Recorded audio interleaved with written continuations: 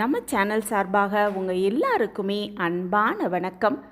வாராகி அன்னையை வழிபாடு செய்வதற்கு ரொம்பவே உகந்ததான வளர்ப்பிறையில் வரும் பஞ்சமி திதி ரொம்பவே சிறப்பு வாய்ந்ததாக பார்க்கப்படுது.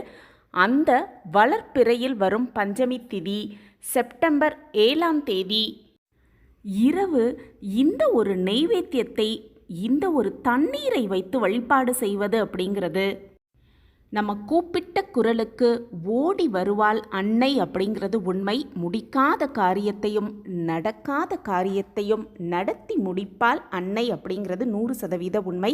அதை பற்றி தான் நம்ம இந்த பதிவில் தெரிஞ்சுக்க போகிறோம். வணக்கம். நம்ம சேனலுக்குள்ளே உங்கள் எல்லாரையும் வரவேற்கிறதுல எனக்கு ரொம்ப ரொம்ப சந்தோஷம். இறைவனோட ஆசிர்வாதம் எல்லாருக்கும் கிடைக்கட்டும். அமாவாசை முடிந்த பின்னர் வரும் வளர்ப்பிறையில் வரும் பஞ்சமி திதி ரொம்பவே சிறப்பு வாய்ந்தது. ஏன்னு பார்த்தோன்னா இதுவே வாராகி அம்மனை வழிபட ஏற்ற அற்புதமான நாள் அப்படின்னே சொல்லப்பட்டிருக்கு. சப்த மாதர்களில் வாராகி அன்னையும் ஒருவர் அப்படின்னு சொல்லப்பட்டிருக்கு. நம்ம செய்கின்ற காரியத்தில் ஜெயம், வெற்றி, காரிய சித்தியை தருபவள்தான் வாராகி அன்னை. இந்த அற்புதமான பஞ்சமி திதியில் வாராகி அன்னையை விரதமிருந்து வழிபாடு செய்தோன்னா அனைத்து விதமான நன்மைகளும் நமக்கு கிடைக்கும் அப்படின்னு சொல்லப்பட்டிருக்கு. நடக்காது அப்படின்னு நம்ம நினைத்த விஷயத்தையும் நடத்தி முடிப்பால் அன்னை அப்படிங்கிறது 100% உண்மை. பஞ்சமி திதியில் விரதமிருந்து நம்ம வழிபாடு செய்யலாம். ஆனால் குறிப்பாக அந்த பஞ்சமி திதியில் இரவு நாயகி அப்படின்னு சொல்லப்படும் வாராகி அன்னையை இரவு நேரத்தில் வழிபாடு செய்வது, மாலை 6 மணியிலிருந்து 10 மணிக்குள்ளே இந்த ஒரு பூஜையை நம்ம வீட்டில் செய்வது அப்படிங்கிறது ரொம்பவே சிறப்பு வாய்ந்தது. அன்னைக்கு மிகவும் பிடித்த பொருட்களை வைத்து அந்த ஒரு வழிபாடை செய்வது ரொம்பவே சிறப்பு.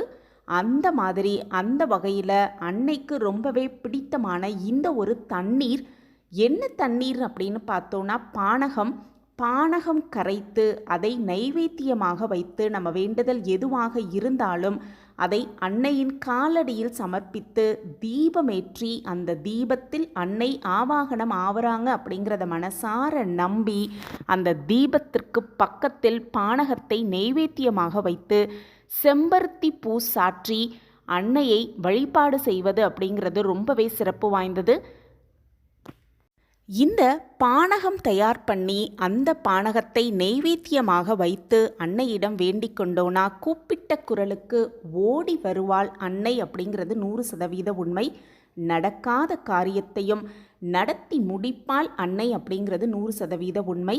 அந்த நாளில் குறிப்பிட்ட அந்த நேரத்தில் வழிபாடு செய்யும் பொழுது சொல்ல வேண்டிய மிக மிக முக்கியமான மந்திரம் ஓம் ஸ்ரீ பஞ்சமி தேவியை நமக, ஓம் ஸ்ரீ பஞ்சமி தேவியை நமக, ஓம் ஸ்ரீ பஞ்சமி தேவியை நமக. இந்த மந்திரத்தை சொல்லி நம்ம வழிபட எல்லா விதமான நன்மைகளும் நமக்கு கிடைக்கும் அப்படிங்கிறது 100% உண்மை.